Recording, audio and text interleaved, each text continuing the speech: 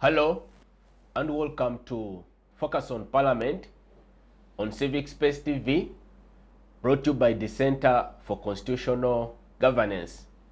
I am Isaac Kwagala, your host. Today we discuss the readiness of the Independent Electoral Commission to organize the 2026 general election. This following the rushed passage in Parliament of a supplementary budget totaling to 469 billion to cater for critical aspects like the voter identification biometric system and the creation of the new polling stations. In studio, I am joined by esteemed guests to help us put perspective to this topic. To introduce them, let me start from my immediate left is Honorable Henry Bagenzachi, a former legislator representing Rwanda West constituents and also a former cabinet minister. Honorable, good morning and many thanks for joining us today. Good morning to you and good morning to the viewers. It's a pleasure to have you. Next to Honorable is Professor Mwambusa Ndebesa, a mainstay on the program. Professor is a distinguished academic and also a renowned political commentator. Professor, many thanks for joining us this morning. Thank you. Morning to the listeners and the viewers, and morning the panelists. I'm glad to be here to share with you issues of national importance. It's always a pleasure to have you. And of course, from the fourth estate, we are joined by a senior journalist, Mr. Apollo Tusime. Apollo Tusime is also a member and previously has been a lead of the Uganda Parliamentary Press Association. Many thanks, Ndogu, for joining us. Say hello to the viewers. Thank you, Isaac, and I'm privileged to be part of this conversation. Many thanks for joining us today. Let us begin by just pointing out a few highlights of the supplementary budget for the Electoral Commission. As earlier indicated, the total is 469 billion. 263 billion has been allocated for the new nationwide biometric voter identification system. 198.6 billion has been earmarked for the voter deduplication system. And then we have 6.3 billion for the procurement of a new tallying system. But let me now invite Apollo to open the floor of discussion for us, given his vantage position as an observer of parliamentary proceedings. Apollo, what does this tell us about this election, given the timing of a whopping supplementary budget with barely maybe 45 days to the polling date in January 15th? What is your observation of the process? Thank you so much, Isaac, and good morning once again, our viewers. The supplementary budget, it's passing, and especially the critical issue of that budget for the elections raises questions, like you said, relating to the timing.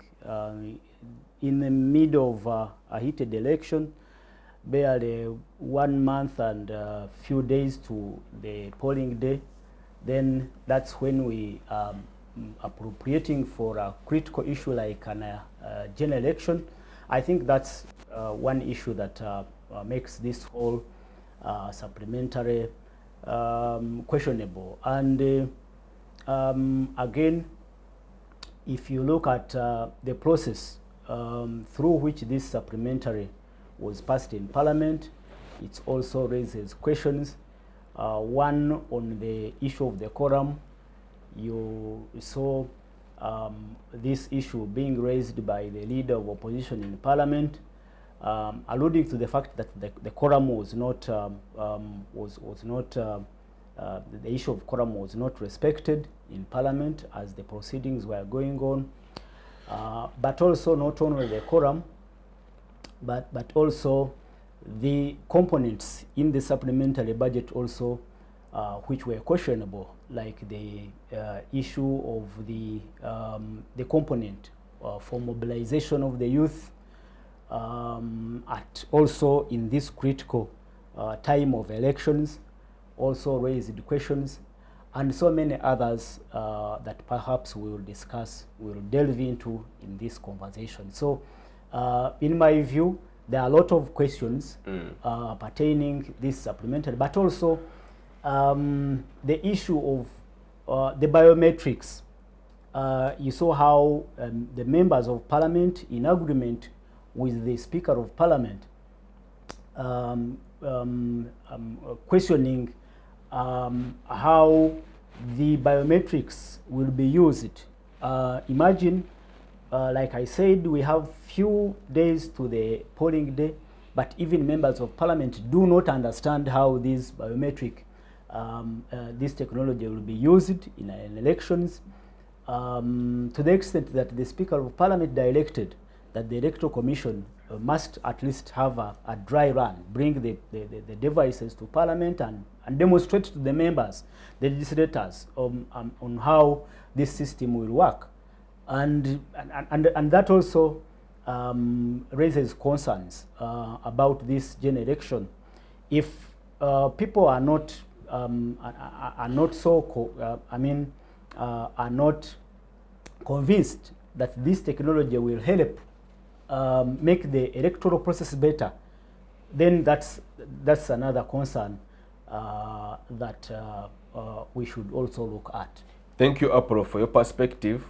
Honorable, drawing from your experience in Parliament, and given that we are amidst a very heated electoral campaigning season, we understand that a supplementary budget has very serious implications for the taxpayer, but also the government in terms of accountability. Let us contextualize it, given that the purpose, the component is for the elections, the one that we are specifically discussing. What is your assessment of this? Because in terms of planning efficiently for an exercise like an election, which has been foreseen for the last 5 years, what are we not doing right? Planning is not being done right. Because the moment planning is not done in the right way, everything goes in the wrong direction. And in this case, the Electoral Commission had 5 years to plan, actually like 4.5 years to do the proper planning. So by coming at this time and then you are putting in additives,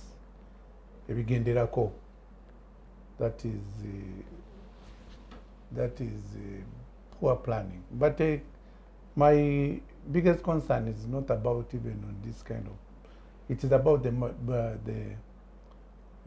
revenue management, budget management, but actually taxpayers, management of taxpayers' money.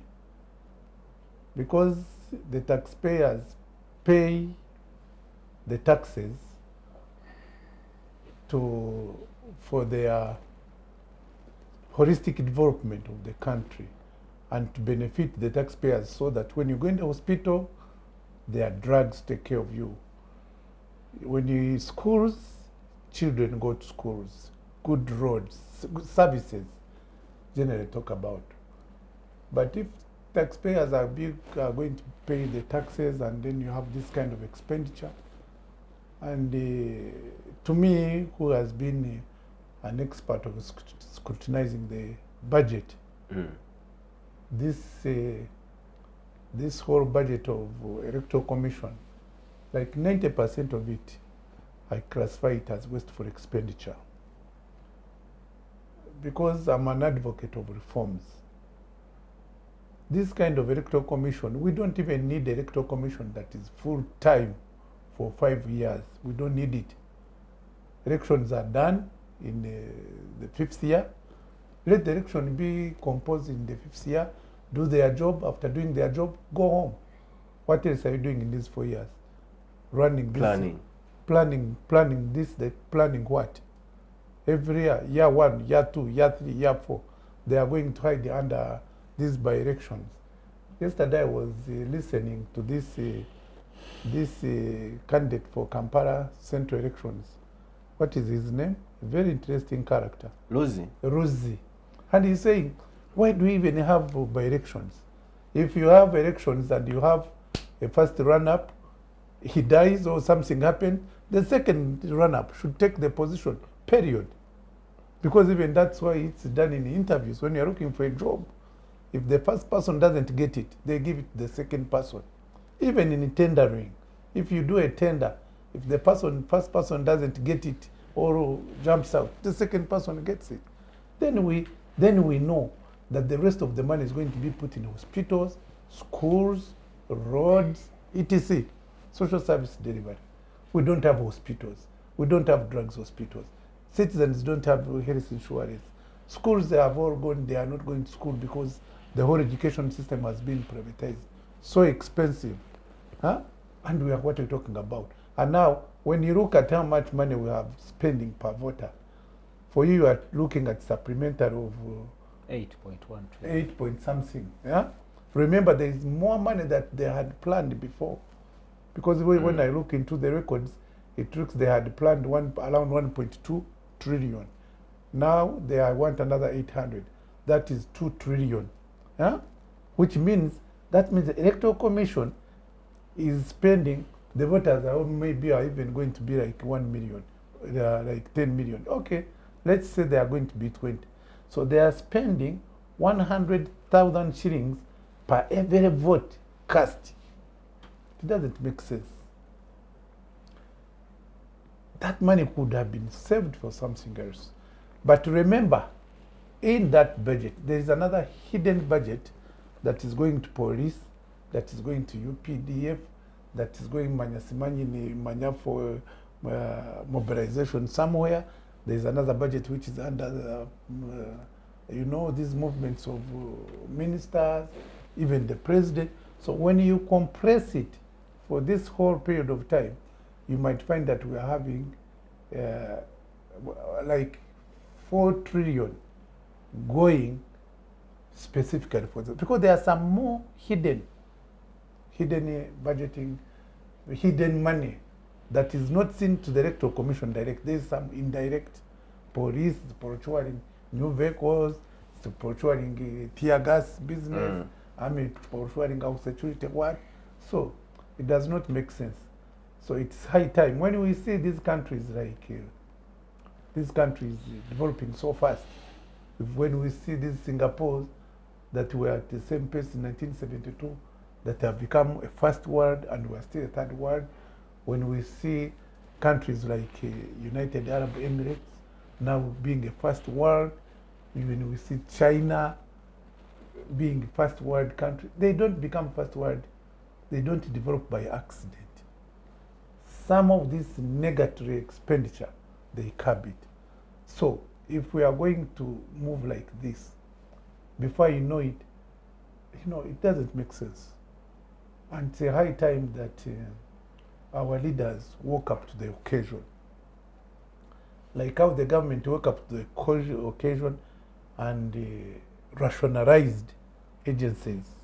We need to rationalize this kind of agencies. The Electoral Commission or the elections for that matter? For me, I would even call for Electoral Commission to be disbanded after elections.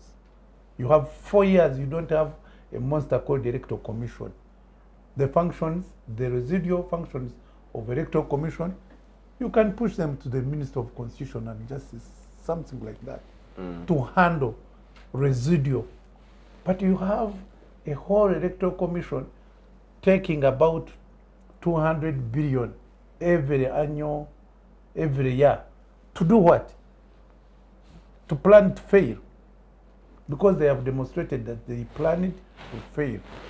And believe me, we can bet on the polling day, those biometrics they are talking about, it won't be working. Interesting. So it's a high time. Me, my new title now, you should even be introducing me as a wealth creator. Okay. Because I'm working for Operation Wealth Creation. So I'm a wealth creator. And as a wealth creator, I'm an advocate for prudent spending of taxpayers' money and get this taxpayers' money, invest it in the taxpayers, like what we have done with, for example, parish development model. Now, when we are talking about this PDM, you are talking how much do we spend in the PDM? 1 million, 1 trillion per annum, or whatever it is, or 2 trillion, whatever it is, and we are spending very little money for the period annually. If we saved all this kind of money, and we invest in the people, we invest in the people, it would make a difference. Thank you, Honorable. But we are collecting this money for wasteful expenditure, and this is one. When I was looking, for example, in this reviewing the documents, literature, I saw that the Electoral Commission had asked for 500 million for prayers, to pray for for the election. For the election, really? You pass an announcement and say all the churches today, tell the cardinal at Rubaga, tell the ecumenical conference, and say, please, on this Sunday, pray for the elector, pray for peaceful elections at 0,000. We say Chimonde, zero cost. And all churches, the other day I was in the church, Sunday, this last Sunday, I prayed, I went to pray my prayers at Watoto. It was a very good sermon on the electoral, how, and it was not partisan. How much were they paid? Thank you, Honorable. Business, 500 million for prayers. Oh, and we are not talking even of this other sensitization. Nothing. This one doesn't make sense. Professor, Honorable has just characterized the Electoral Commission as an institution that is planning to fail. But that is indicative of some of the... and let me even add one thing. That is because it has planned, because the Electoral Commission has disappointed Uganda. That's why the elections, it is more or less disorganized. Let me not use the word sham, disorganized. That's why you are not having credible and qualitative citizens going for competition, because it is a mess. That is why we are having these commercialized elections, because the Electoral Commission has not done its job. Had it done its job, and if people had confidence and trust in it, then it would be attracting credible people to participate, who have integrity, who are responsible citizens, like Professor Ndebesa here, would be going there to present himself. But when he sees the whole exercise in a shambolic, he cannot, he's a man of integrity, so he cannot go to participate in a shambolic exercise. Professor, I wanted you to help us interrogate the phenomenon of the biometric voter identification system, because the idea is to deploy it across the country to curb vote rigging and electoral fraud. This is after the president protested the results of the 2021 general elections, alleging that the opposition cheated him by more than 1 million Ugandan shilling. But votes. Oh yes, votes. Do you think this could work, given the entire matrix of what we are observing, the late procurement, the money is involved, the failure to test the technology? Can we have a credible election? Thank you for the question, but I think let me even first slightly disagree with my neighbor here. Honorable, when he said that this was poor planning or misplanning, I think this was planned. It is always planned. Like deliberate? They plan to bring it deliberately, to bring it at the last moment, so that they can hide those issues he was talking about. That's what makes it poor. It's not even poor, because for them it's not poor. For them it's not poor. For them actually it is deliberate, and that is what it was meant to be. It was meant to bring, first of all, they didn't discuss the issue the bill, the money, the supplementary budget. It was passed in less than 2 hours. It was just brought, not scrutinized, and I think they did it deliberately from the beginning. First of all, I'm conflicted even to say that it is a electoral budget or supplementary budget. No. The elections money is only 460 something billion out of 8 trillion. Trillion, not billion. So it's a small fraction. So it was deliberate, because if this 8 trillion money had been brought in May or before May, because budget takes a whole year, it was going to be debated, it was going to be interrogated, it was going to be refused maybe, or at least exposed that there is hidden money here. But it was planned to be brought at this time in a crisis, in a hurried manner, in an emergency mode. Because what is emergency about what has been introduced now? There is nothing that has been, that was emergency. Now, considering your question of biometrics, first of all, we should have discussed this one. This biometrics machines should have been brought earlier, discussed even their benefits. What are their benefits? We don't know. Because to say that you will identify somebody who is voting may not even be the principal, the most important issue that leads to fraud, electoral fraud. Because first of all, I don't know, but maybe it will help us.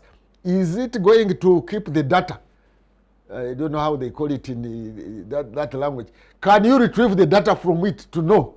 Because if you simply say it identifies the one who has come to vote.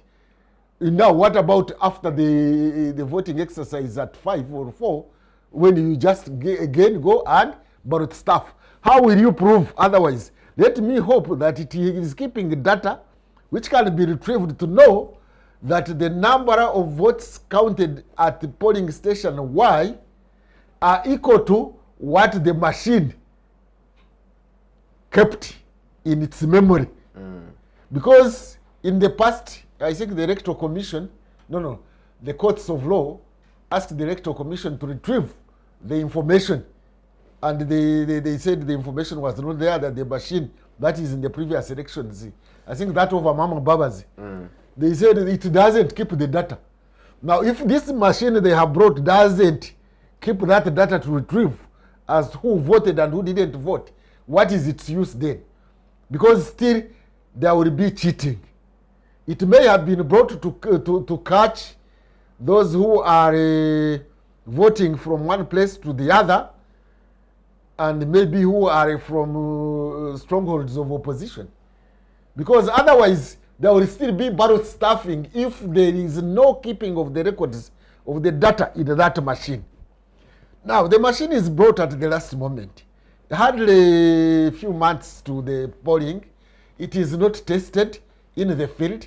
It is likely to bring in more confusion than there has been even before when we were using other machines. Because the time is very short. The polling officials who are going to use it are not IT specialists in one or the other. You saw how even the simple machines of the census failed, and it was botched, and it had time even. The census had a lot of time. This one is just 1 day. Actually, not even 1 day. It's about half day. Not even, it is half day. But if day is 24 hours, it's even less than that. It's from around 7 or 8. In some places, 8 to 5 officially. To 5, 4. So that's a very short time.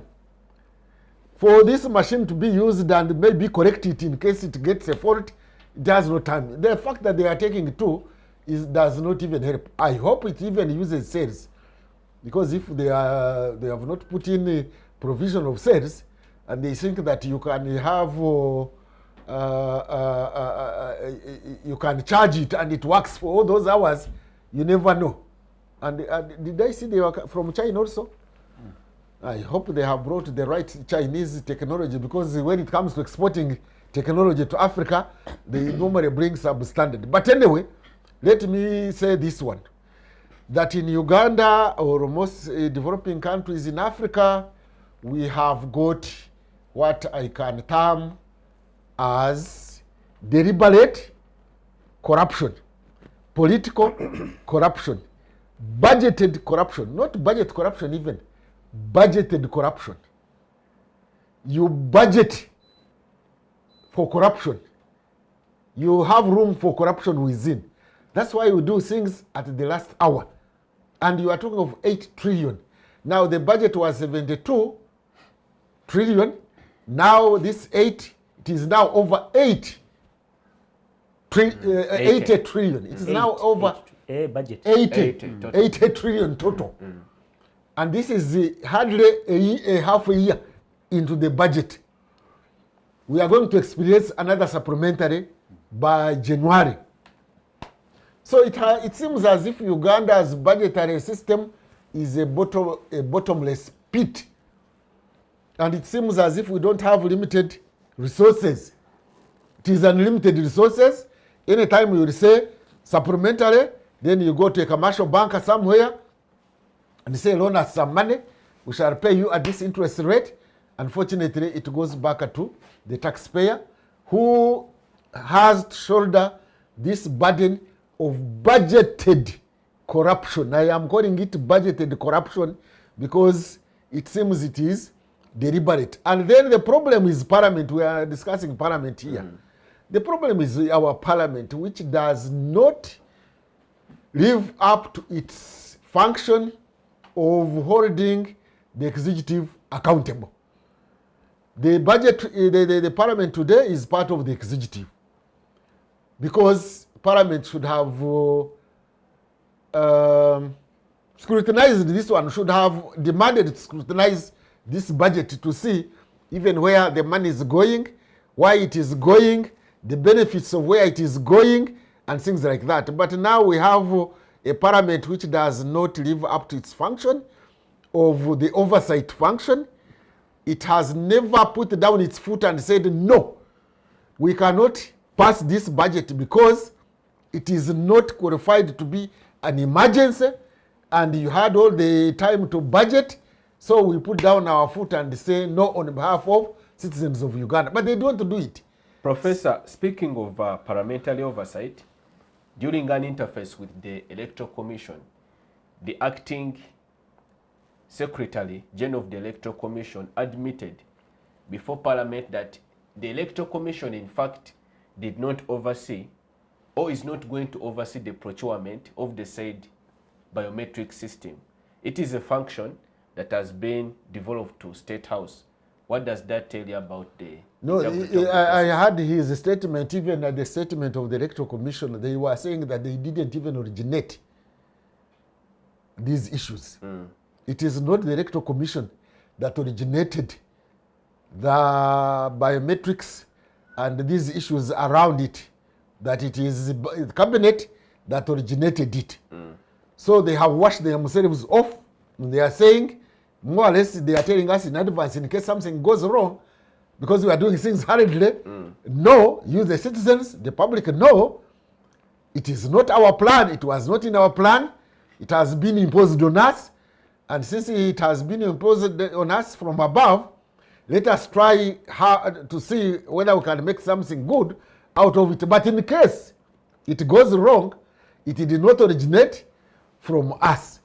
So now, if the Electoral Commission is saying that they are not the ones going to be in charge of governing, let me call it governing this biometric system and related issues, they are not the ones in charge of budgeting for it. They are not the ones in charge and accountable to anything that may go wrong, then we have a crisis. We have a crisis of confidence. We have a crisis of trust, because we have an Electoral Commission that is supposed to be independent, going by its name, if at all. And the crisis of institutional failure. Institutional failure, as you have pointed out, that is a challenge in Africa by them fundamentally. The problem of institutional weaknesses, the institutional failure, having strong men without strong institutions.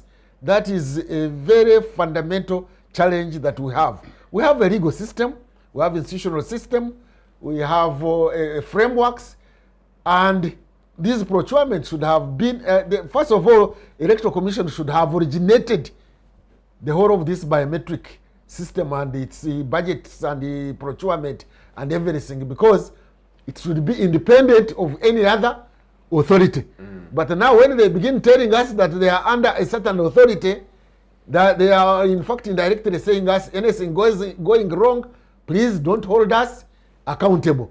Now, the State House or the Executive or the Cabinet will also say, hold the Electoral Commission accountable.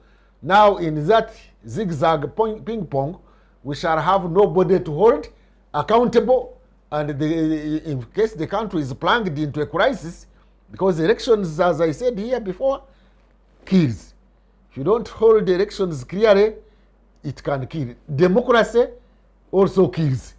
So if we don't handle elections and democracy very effectively, and the whole thing becomes a fraud, and the integrity is questioned, first of all, it will undermine trust, it will undermine democracy, it can undermine national integrity, it can create insecurity, and so we are heading for uncertainty, and in situations of uncertainty, more so in the Great Lakes region, in circumstances where we now have the Gen Z movement, anything can happen in this country.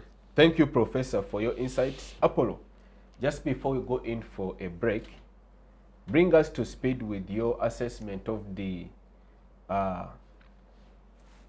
voter sensitization, or if there has been any effort by the Electoral Commission to create awareness about civic responsibility and voter participation in the election. As a journalist. But before I do that, Isaac, I want to appreciate Professor Ndebesa and Honorable Banyenzachi. But I also want to disagree with Honorable Banyenzachi blaming the Electoral Commission squarely for the mess that is happening there. We all understand that the what we've called the institutional breakdown does not stop and end with the Electoral Commission. The all this what we are talking about is originated somewhere. I don't. We have pointed out that we even know the complainant and the person behind this push for this technology, use of technology in this election. It is President Museveni, who insisted that multiple voting must be cured by technology. He also talked about those other related issues going to be cured by this use of technology. But I want also to agree with the Professor Ndebesa that Parliament is largely responsible for what we saw yesterday and what we've seen before. There is, if you observe well, there is a trend of collusion between the executive and the legislature, not only in these supplementary expenditures, but even in passing of loans, the approval of loans in Parliament. And of late, Parliament has been largely passing loans, approving loans, and of course, plunging this country into a debt crisis. Debt crisis. So it is a matter of serious concern when you have representatives of the people now colluding with the executive on especially critical matters relating to spending of public money. The Public Finance and Management Act stipulates what makes a budget supplementary, what constitutes or what requires to qualify a supplementary budget. It must be unforeseen. These expenditures must be unforeseen, and they must be unavoidable. But like he said, Professor, and even in the minority report presented by Honorable Semuju Uganda, most of these items cannot qualify to be unforeseen or unavoidable. So we have to put to task to our members of parliament, why did they not take time to scrutinize component after component, each of these components, if they really qualify to these 2 or 3 elements that make that qualify a supplementary budget. And that is why I think we must applaud people like Semuju Uganda and Honorable Joy Senyonyi for standing up and raising these issues. You would wonder why the members of parliament, majority, NRM, no one is standing to speak about these issues. You would ask why the budget committee and even the chairperson, Honorable Isiaji, would come out to defend an item that they did not even have time to scrutinize. I don't know how that happens. That is why I actually... So this is a pigeonhole budget. Yes. That is why... we had in our historiography something called the pigeonhole constitution. Now this is a pigeonhole budget. Yes. That is why I think we should also now push to have a balanced parliament. To have a parliament that is not dominated by only the ruling government, but at least have many more of the Semujus and the Senyonyis in that parliament who will raise on the day like yesterday and make a serious critique and submission on an important matter like this huge expenditure of more than 8 trillion shillings. And me and you know that this is not the last supplementary budget in this financial year. Many more supplementary budgets will come. Many more loan requests will be coming to Parliament for approval. And if we, like Semuju Uganda said, if we move at this pace, then perhaps the national budget will lose meaning, because the most of the budgeting will be now supplementary. So back to what you asked me. About voter education and civic sensitization. I think that is what we have been for the last 2 years talking about, asking the Electoral Commission and other relevant bodies like the Uganda Human Rights Commission to come out and help sensitize the people about a critical issue like the elections. Barely 1 month to elections. If members of parliament now do not know anything about this technology that is going to be deployed in the elections, what do you think of an ordinary voter who is in my area in Isinjiro? What does he or she know about this technology? Anyway, you may say they may not necessarily be they should be necessarily in the know of the nitty-gritties of this technology. But at least, if you are now, I saw a few weeks ago, the Electoral Commission was advertising for the polling officials who will be trained. Come on, just a month to elections, you have not prepared, you don't even have people who will handle this technology. At the same time, you are now receiving money to buy the equipment and the technology. I think we are heading into a very disorganized and confused process of an election. Thank you, Apollo, for those insights. Focus on Parliament takes a short break. Do stay with us. That allow individuals to access, use, create, and publish digital media, or to access and use computers, other electronic devices, and telecommunication networks.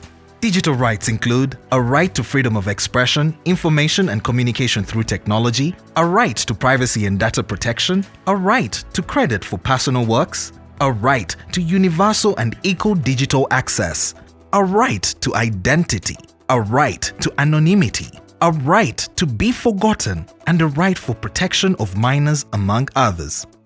The state's digital rights are frequently violated through various unfair actions, for example, blockage of websites and social networks, theft of credentials, unauthorized use of people's data for personal gain, privacy intrusion, online censorship, arrests and intimidation of online users, internet blockages, and the proliferation of laws and regulations that undermine the potential of technology to drive social, economic, and political development worldwide. It is hence every citizen's responsibility to respect rights of other digital users and to speak out or report to the responsible parties when one's rights are violated.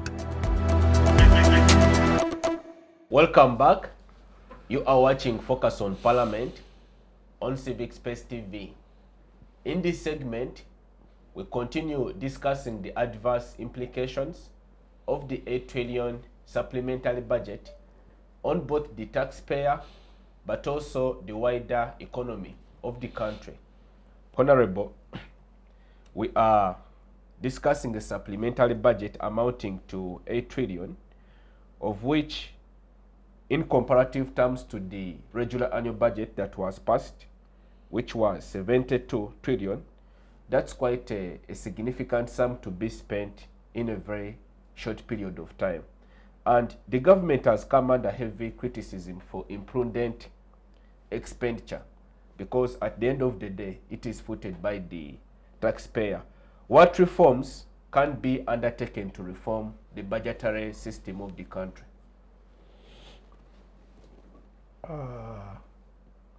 Stop the leakages. That's the best reform I would advocate for. Stop the leakages that come through this kind of agencies and unplanned expenditures. Because of course, Professor said it, that was deliberate planning. So these kind of leakages within the budget, they are planned. Because now if you are going to have, we lose 10% of the budget, the annual budget, through corruption and procurement tendencies. This is part of it. So if we are going 10%, that means 8 trillion now. We are going to 8 trillion. And these leakages are coming precisely through procurement. And this is a classic example of a leakage that's going to come through procurement and to be wasted. And you have introduced a very good word, that one, broader economy. And that's where I would want to focus on. Because focusing on this supplementary budget of the Electoral Commission, this 800 and so about 840 something billion, is diversionary. I think we should be focusing on how the performance of the budget, where is this money going? Because if the budget, that is annual budget, is not working for Ugandans, for the social development of the citizens, for the improvement of the lives of the people, then we shall never develop as a country. If we are not investing into the productive sector, now like this electoral system, that's not a product. This is a consumptive sector, total consumptive. We are talking about 2 trillion for this exercise alone, but I had already argued that if you look at the expenditure over the period of time, it doubles to almost 4 trillion. And then you are having a budget of 4 trillion for road sector, annual budget. But even that 4 trillion is not, it's part of the development budget, wages, and the recurrent expenditure anyway. So if we do not, and we are talking about agriculture, we are talking about sectors of agriculture, which would have brought in more money, which would have improved the lives of the people. We are sectors like tourism, sectors like energy, where we need electricity to spur production, to spur the economy. And all these sectors are being negated for the expenditure into these non-productive sectors, you know. So it's high time that the Ugandans started discussing these issues. And unfortunately, there are few people who are talking, and maybe few people who are, most of the people have joined the Ruzinanjende. Huh? They have they are joined the flow of this kind of wasteful expenditure of taxpayers' money, and they are not and they don't know that the impact on them. When you look at the I love the question. I don't know whether it was IA, artificial intelligence, or it was Rio, when the president was asking one of the journalists, and he said, can I ask a question? And the lady said, oh yes, ask Mr. President. And the president asked, the Gen Z, are you softy? And then he said, and you know, he said it in a very, I don't know how he would say this. And then for us, we were toughy. The generation of, this generation of the 70s, these war guys, they were tough. And we're having now a generation, the Gen Z generation, who are soft. They want soft life. They are joining this electoral business for soft business. But they also have soft power. Which soft power? Where is it? Protest power. Which soft power that cannot Protest. Cannot hold us to account? You ask Samia and Where Ruto. is it? Where is it? And In they, Ugandan perspective. well, it is coming. Even in Kenya that we are talking about, where is it? It has all been compromised. So in Uganda, where is it? And I'm not asking that this kind of, I'm not encouraging that these youth should demonstrate and put the whole thing to a green, but we need to have a population that holds the government to account. By the parliament that we are getting, this is the parliament we are getting from the citizens. So I went to a school, Centenary School, Jikitovo. They have a motto, Cho Simba, Cho Chokungula. Chona. That's another, it's a Uganda kind of thing. You reap what you sow. You reap what you sow. What are we reaping in these members of parliament? We should not even cry, this population should not even cry about what the quality of the parliament. We are the ones who are electing these kind of people. So unless we wake up the occasion and the voters elect the right people who will ask the right questions, who will stand and who will be. But do they elect freely? Because they are induced, they are forced, they are used to using money, then there are structures of the state that induce them. They are beaten. So you have to consider the structural challenges that the voters face. You see, Professor, when you have the right parliament, when you have the members of parliament like the Ndebesas, even that you are talking about, that representation will hold whoever. The same Jews. Yes. Then they will hold to account and they will say no. Because you see, even they will. But the system, President Museveni put it very graphically. Sometime when he was campaigning in Jinja there, he said, you send me those who can sleep so that when they are woken up, they vote accordingly. Exactly. So the system brings sleepers. That is not a system. It is a system. These are people who are being gullible. They are gullible because of the system. Are you calling President Museveni the system? Yes, he's part of the system. He's the head of the He's system. an individual. Why does he tell you to do such a kind of, you voters, we voters, why does he tell you, send me sleeping giants? And we indeed send him sleeping giants. Why do we do that? Don't we have brains? So if we, the population, allow us to be gullible and then send the gullible members of parliament, then you are going to get a gullible system. So everything is gullible. So it's high time that maybe, I don't know, I don't know, maybe Professor is going to give If us you are if you are lost, what about the peasant there in Rwanda? I am, for me, I'm not lost. I know what's supposed But honorable Maybe what you Banyazachi can tell me, I am paid. You are also lost. is being very unfair. Commerce. is very being unfair to the citizens because the gullibility Yeah. we are talking about Yes. started from actually from the high authorities who commercialized the politics. Now that is the consequence that we see. That We call them the structural voters, challenges. the voters are now Conditions. conditioned also to do what? To vote the way they are voting, because the whole system now is commercialized. That is why we have members of parliament whom perhaps do not measure up with the task. Those are the issues. They are bigger.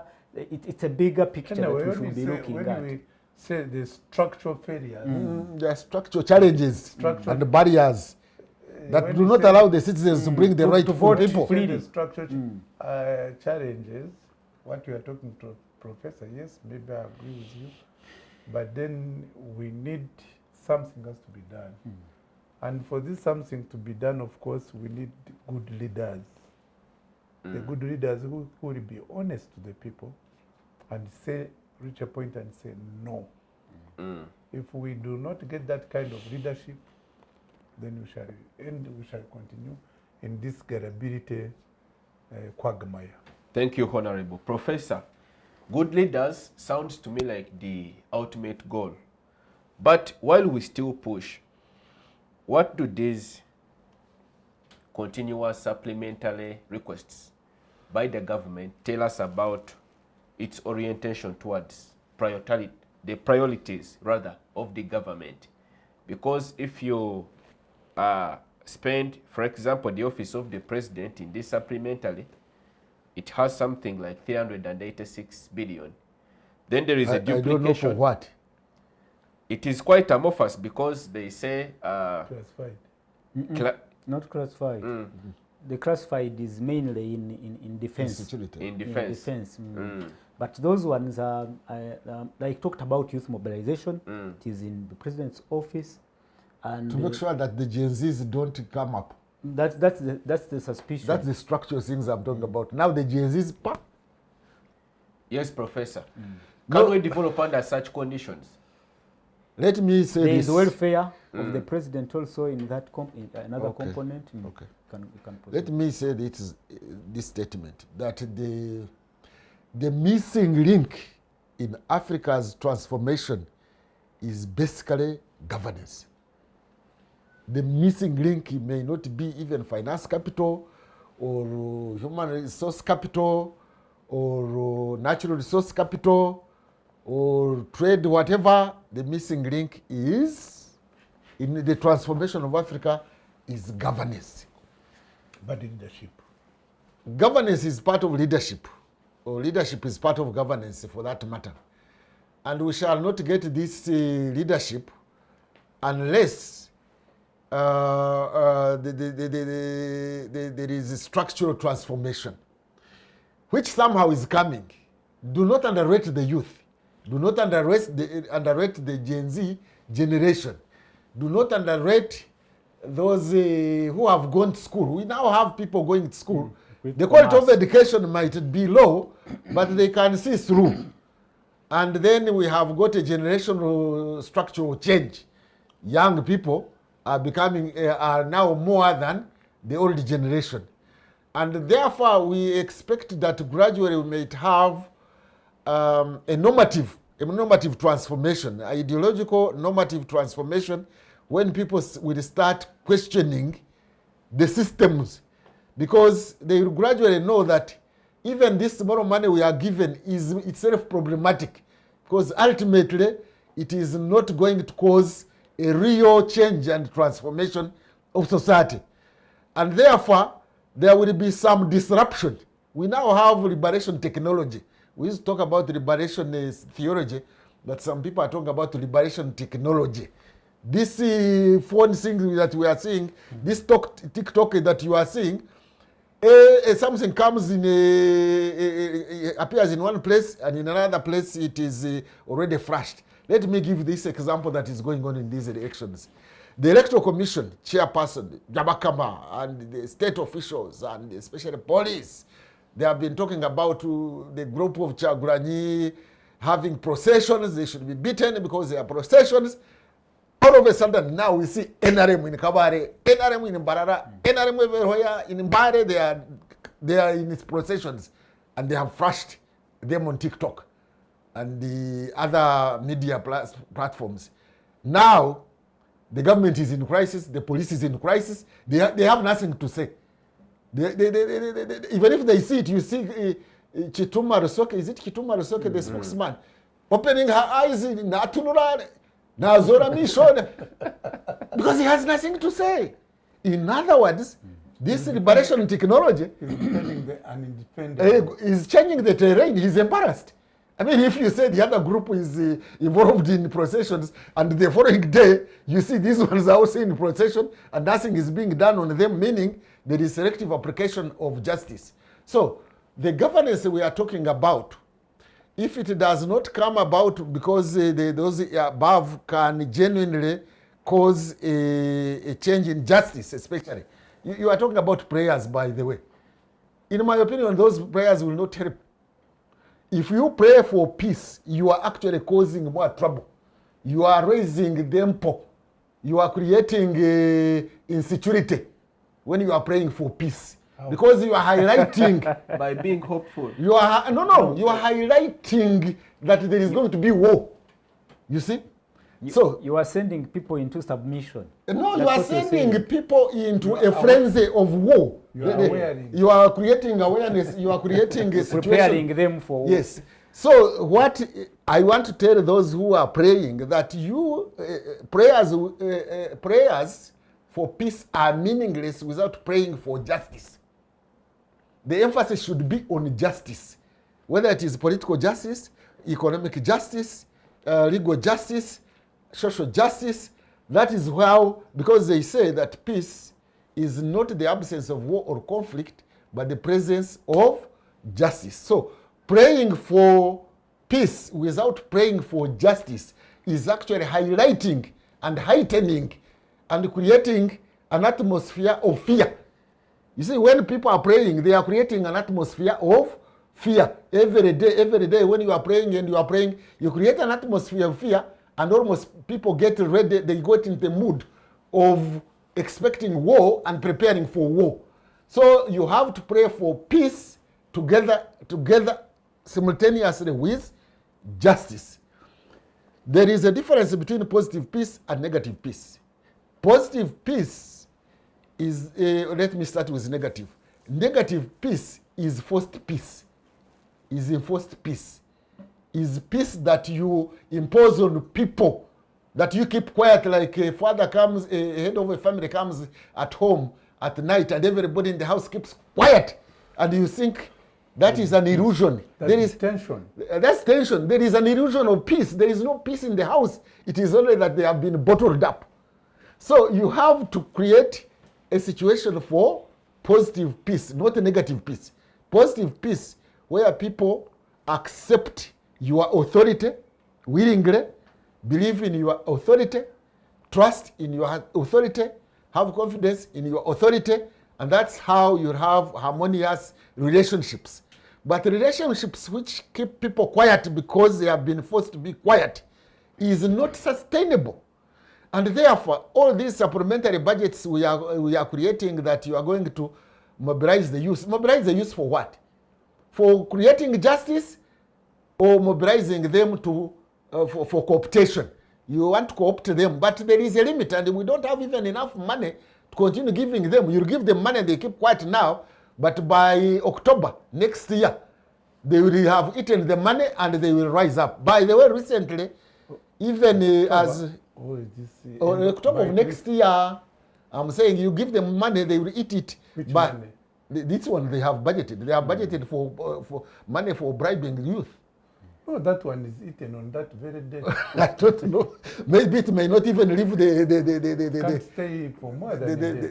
the offices. But the point I am making is that we need to create situations for positive peace, not a negative peace. And therefore, we need to have a transformation in the governance that will include transparency, things like transparency, accountability of resources given, of budgets budgeted, and we don't continue hiding under this creation of what I have termed this securitization of opposition, securitization of dissenting voices.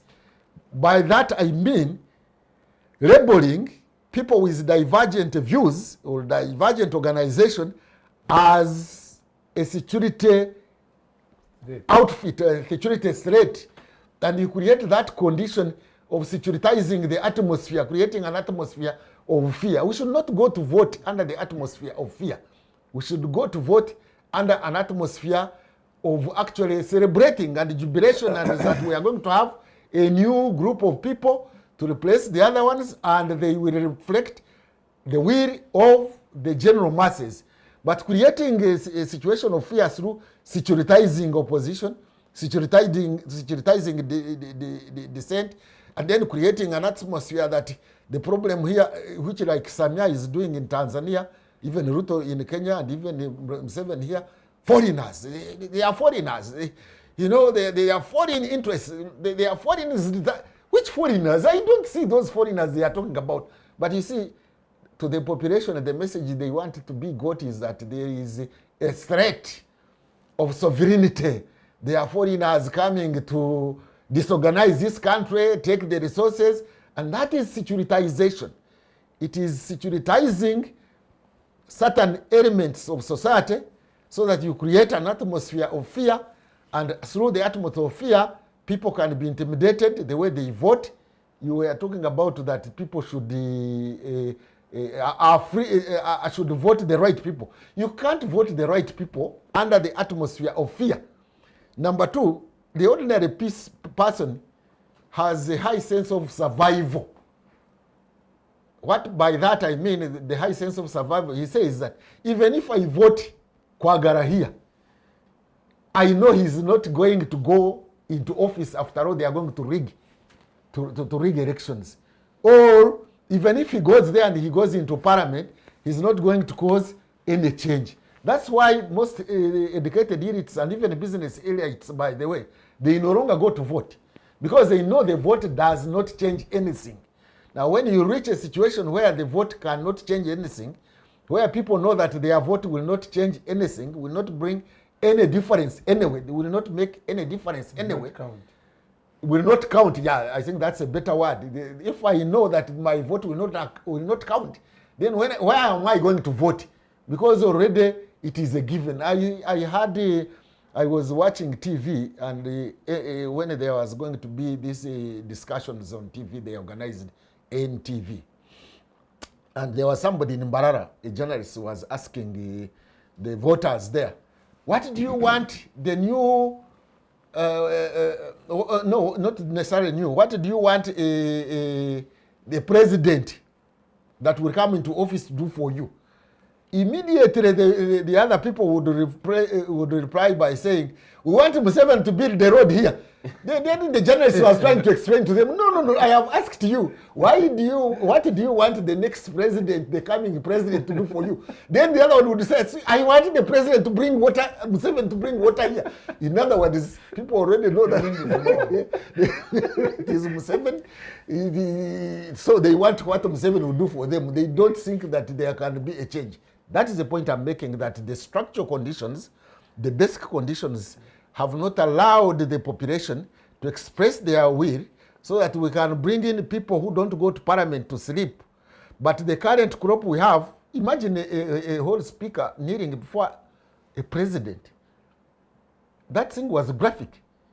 I hope most of you saw it, all of you. Somewhere, was it in her constituency? Bukedia. The speaker, Anita Mong, knelt down, actually, I should add that down. You can nearly somehow halfway You can pretend but she nailed it down for the head of the executive. So if the head of the legislature can graphically demonstrate that she's subordinate to the executive to the extent of kneeling, kneeling is a sign of submission, isn't it? That's why we need in the church, kneel in the church, because Jesus is above us.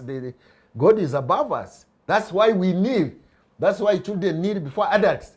So if a speaker can kneel before a head of executive, then that means the legislature is just a walking stick of the executive. And therefore, we cannot have a parliament in such a circumstances and conditions. We cannot have a parliament which will hold the executive accountable, so that we ask the executive to budget in advance, so that we don't budget in a crisis situation, and question that which is budgeted, how it is going to spend, look at the annual plans, because now ministries... Honorable Professor, let me... I don't know whether she said this in defense of Anita. I was in Parliament. I think by that time the Speaker was the Sekandi.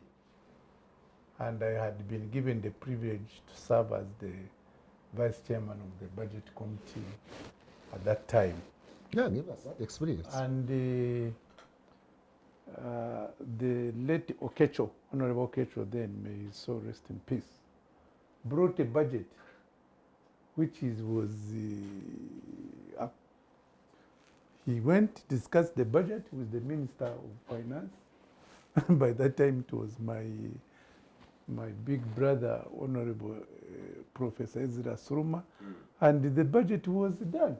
And I protested it on the floor of the House. Without your input? Without the input of the committee. And I was fired.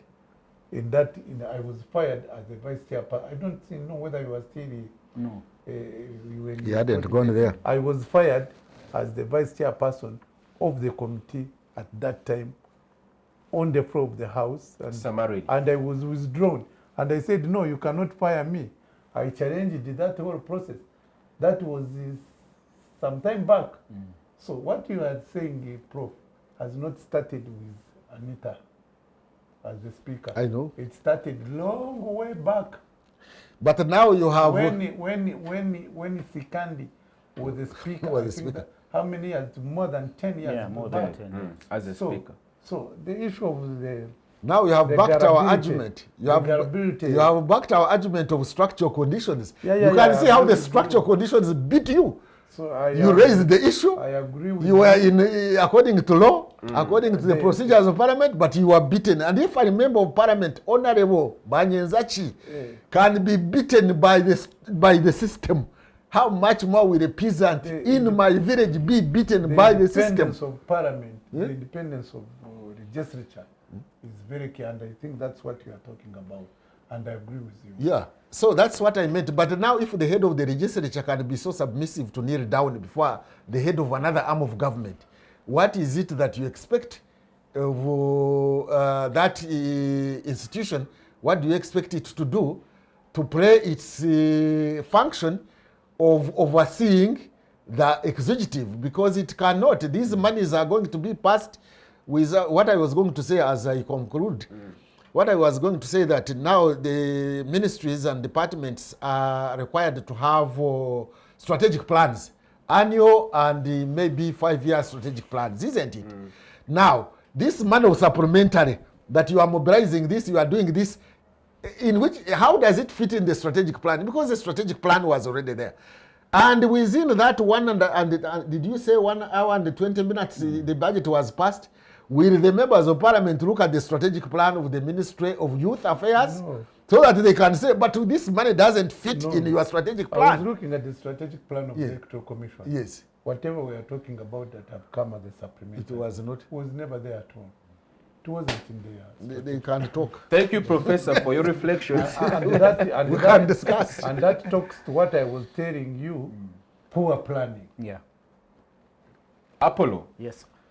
Related to the structural conditions that are limiting citizen democratic engagement and participation, let us now highlight the recent comments by the chairperson of the Electoral Commission, where he said that effectively actually barred citizens from staying at the polling stations or booth to oversee the tallying process.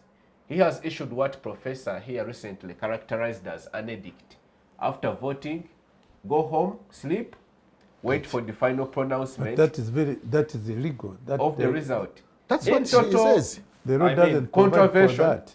with the law. And we already have a serious problem of voter apathy. In the previous election, less than, I think, just above 50% of the population voted. What does it tell us about the trajectory of democracy? Are we not likely to have a very small group, fraction of the population just participating? Deciding for the country.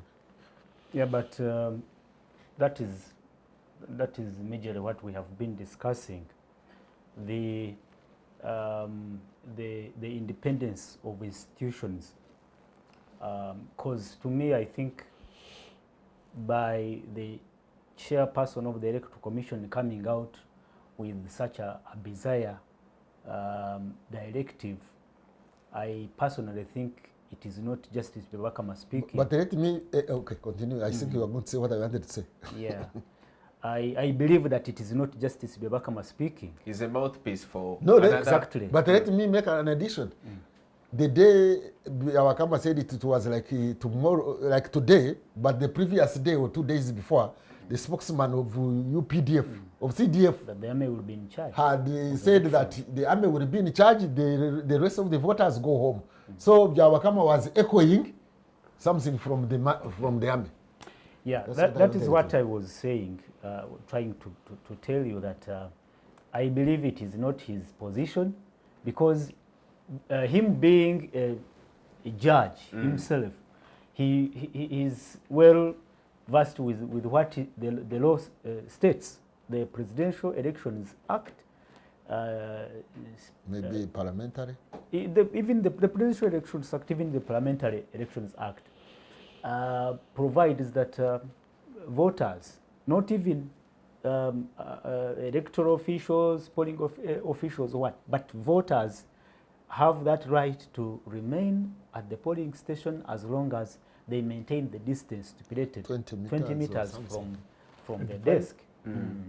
So that is why I'm saying it is not his position, it is the position of powers from above, and that is what he's putting out.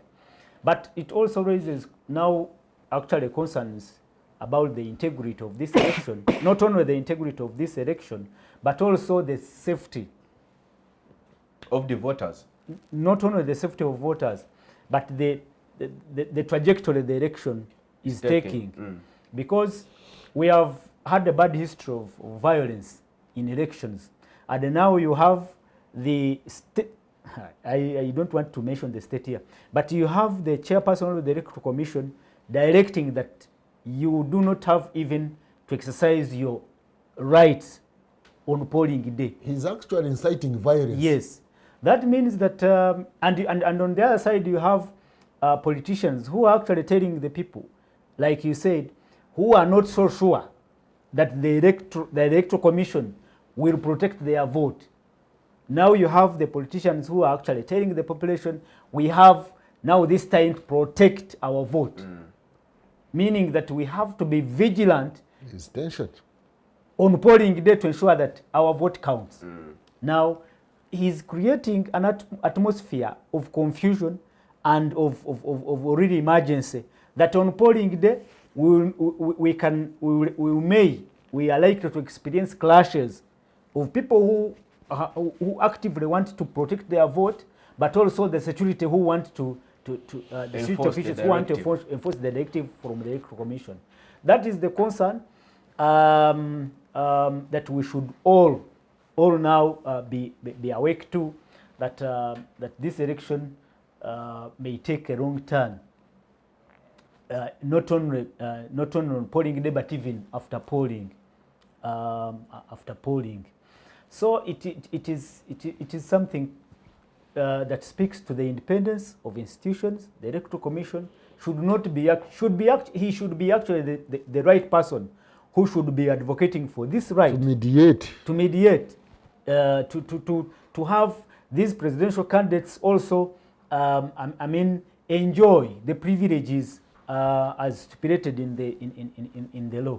But you see that he has perhaps taken aside a position in the election, and that makes it the process very fragile at this point. Let us also in a minute address the issue where the Electoral Commission Chair, Justice Byabakama, has banned processions. And that sentiment is also equally echoed by the police. They have said that, especially for the opposition, because they have characterized it as incitement of violence and therefore inciting the population. Should we expect a free and fair campaign going forward? No, Given that violence is a serious issue now. But it has not been fair. The campaigns have, the environment in the campaigns has not been fair, even from the start. What we witnessed in Kawempe here, witnessed in Kayunga, it has never been fair. The environment has been skewed to favor the incumbent. The process, Professor Mamsa talked about the clips, the information that is now public information, where the supporters of the incumbent have been freely allowed to hold processions in the middle of the road when other candidates are being tear gassed and are being roughed up just because of the same thing. So you cannot, and as we see, it is not going to stop. It will continue to be police or security agencies against the opposition supporters up to the end. I don't see anything changing. But I want to conclude with what my fellow panelists have talked about, the issue of governance, the challenge of governance, the challenge of leadership. I have this belief that perhaps the multi-party system has also done us very bad, has created more problems here. What is the alternative? No, we can talk about that one later. But we have been always talking about this parliament, which is not working up to its task. We have proposed that this time around perhaps elect members of parliament who can speak, stand with the people, the aspirations and views of the people. But I think the issue of individual merit, if we are not voting on lines of political parties, I think to some extent that would somehow create one party state. No, individual merit. One party, because once you have multi-party, it can't be individual. Even in this environment of multipartyism, if people chose to erect on individual merit, look for those people who can not being hardened into this in this party thing. For independence. What I'm saying, look at what is happening in parliament. We've been talking about members of NRM who are majority in parliament. They do not. You can't say they don't see that things are going wrong, but they fear to speak because they have this party thing. They have powers from above. Honorable Banyizas testified of how he was removed from the chairperson, the position of the chairperson of the committee, but who appoints him to that committee? It is the party. No, I had been elected by members of parliament. But it is the party that presents your name. The system, the whole thing, there was fraud at that time. Yeah. But now it changed. You know that it is the party that presents the what? Yeah, now it is the party. Yes, the chairs of the committees. So this power of the party on individuals, this monstrous power of the party on individuals, somehow compromises their intellect, compromises their decisions, and in the end, that is why you're seeing members of parliament, whenever the bill comes from the executive, the members of NRM, But even when they know... We have We have multi-party governments, like in Singapore, they are multi-party. But it has not worked here. No, That- what I mean that if it has worked there, why can't it work here? It is the institutional. And you have a parliament which is very independent and which holds the government to account. I want to hear from Professor Ndebesa. Me, that's my position. That perhaps in the meantime, Malaysia, Singapore. in the meantime, if we go for people individual merit, we elect people on the basis of individual capabilities. Perhaps we can change something. My opinion is that you are running away from the problem. You see, it is the British Prime Minister who was Churchill or whatever, who said that democracy is the worst form of government he had ever seen, except that there was no alternative. So what options do we have? You see, except that there is no alternative. You see, even System. let's use South Korea. Recently, you had a challenge in parliament in South Korea. And even members of the government, the members of from the ruling party sided with those of the opposition to remove the president who had wanted to is it prorogue parliament or something like that until he was even Abrogated the constitution. impeached. He's, I think, in prison together with his wife. In other words, it is because the multi-party system is not working here. The problem is not, and the problem is not that it is inherent in the system, in multi-party as such. No, it is that multi-party system has not been allowed to operate. So even in multi-party system, there is a accountability and power sharing within the party itself. So you have a situation here where the party itself has no power sharing. In this case, you are talking about the NRM members of parliament not voting according to their mind. It's because up there in the party, there is no democracy. You know, if there was democracy and the people knew that you can speak your mind and go out and go away with it, then they would speak their mind. But because they know, By the way, they would. the system will punish you. It punished you. Yes. If you It choose, punished you when The you chose to be yourself. Yeah, the likes of But I was never injected out Honorable of Nsereko. parliament. I was never injected out of parliament. So it is a choice. But they ejected you from their committee you were No, talking but, about. You remember when we were rebel, when they rebel us, MPs. Now, the moment we they... spoke our mind. Yeah, but that is why So, you for you not speak your mind is a choice. No, it is imposed on you by the circumstances, by the system, by the environment Yes. How? of no democracy within the party itself. Because if you knew that if you spoke your mind, They and have they, chosen to keep quiet. no, you see, critical citizens, the current system we have in Uganda is against critical citizens. It wants people who sleep. You see, so it is a system that has imposed that kind of scare among the members of parliament that if you speak, because the system, President Museveni graphically put it when he said when he was appointing these new ministers, he said, now I have brought you fishermen. By that he meant people who are not critical citizens. So the system that he presides over does not promote critical citizens, it punishes them. Critical thinking. Yeah. Now, if you know, and the people are survivors, there is when it comes to yourself. If you know that when you become a critical citizen, the system will punish you, then you become submissive. If you know that the system wants people who go to parliament and sleep, those are the ones who are rewarded, then you, who is a critical thinker, you are punished, then you will also decide to be quiet. That's why I'm saying citizens now have the only option of voting people who, on individual merit, who they think can speak, can stand their ground and challenge and critique. They will be called But rebel. my brother, why are you not? Then why that individual merit working within the internal election Of parties. Yes. It can't, because Why? the system of political parties It's has not this, working. It's not working. It has this big man syndrome.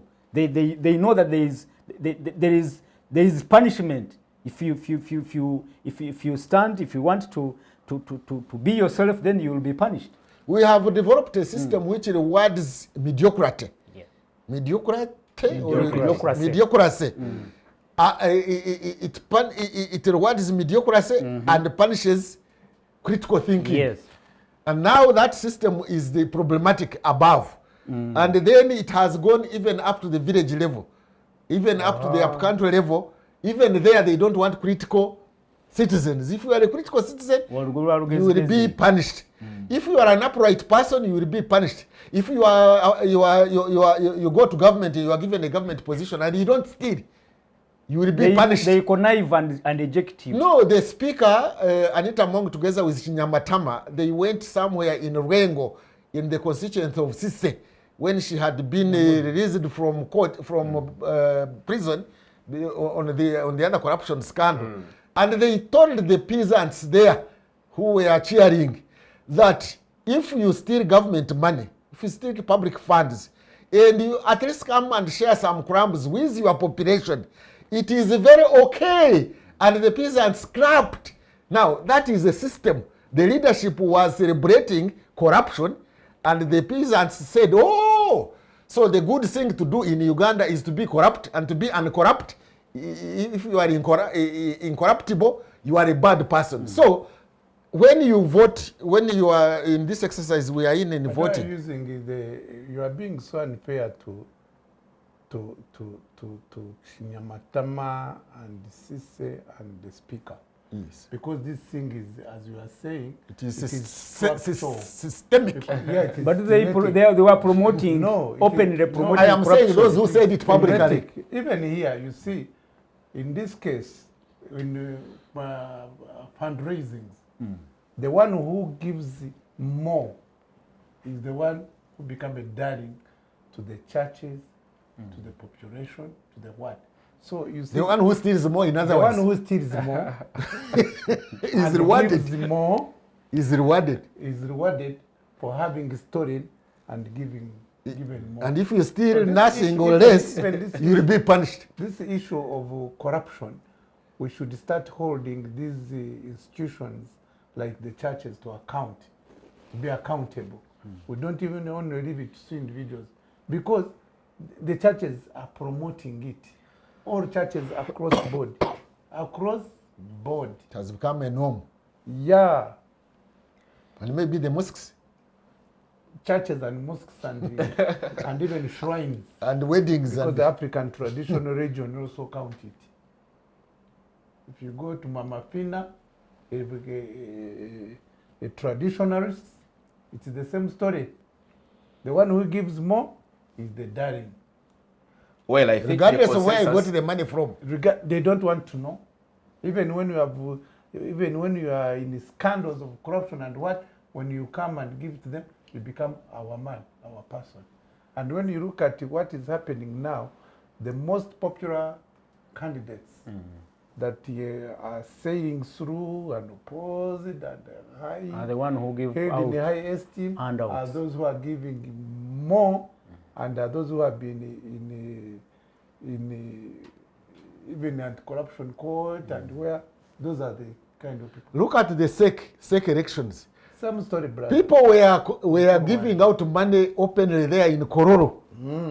And they sailed through, even unopposed. People who were involved in corruption, they were taking people to hotels, they took people outside to hotels, they did everything, they passed through unopposed. But So how can those ones who are in SEC, that is above, who are the strategic policy makers, who went there corruptly, now come to stop corruption from below? It can't. The Well, system. I think the consensus is for the citizenry to reflect and reimagine the political culture of the country, but not to reflect, to wake up. to wake up. Yeah. I must appreciate you, my panelists, Honorable Banyenzachi, Professor Mambusa Ndebesa, and Mr. Apollo, to see me for your able participation on today's edition of Focus on Parliament. That's all we had time for you, our esteemed viewers. We'll see you next time. Be blessed.